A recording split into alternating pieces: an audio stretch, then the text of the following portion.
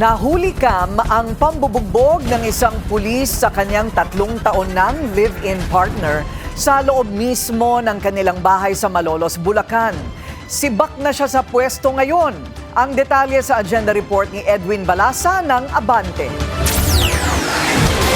Viral ang video ng pagsampal, pagsuntok sa tagiliran at sikmura ng isang police corporal sa kinakasamang babae na itinago sa pangalang alias Ira. Sa lakas ng mga suntok, nakita pa sa CCTV ang pagbagsak at tila ilang segundong pagkawalan ng malay ni Ira. Nang bumangon, sinakal siya ng pulis. Matapos ireklamo ni Ira, agad siyang sinibak sa pwesto.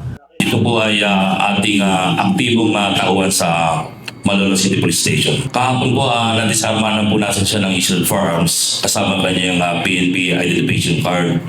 And nasa admin holding section na po siya ng ating Bulacan Police Provincial Office. Nag-ugat daw ang pananakit sa diskusyon sa pag-switch off ng location sharing app ng pulis na pinagselos ni Ira. Giit ng pulis, nabigla lang daw siya sa nangyari. Pero napag-alamang hindi pala ito ang unang beses na nagreklamo ng pananakit ang biktima. Nahaharap ngayon ang pulis sa administrative complaint at paglabag sa Anti-Violence Against Women and Their Children Act. Nasa pangangalaga na rin ng mga otoridad ang biktima at naglatag ng seguridad para naman sa kanyang pamilya. Para sa agenda, Edwin Balasa, Abante.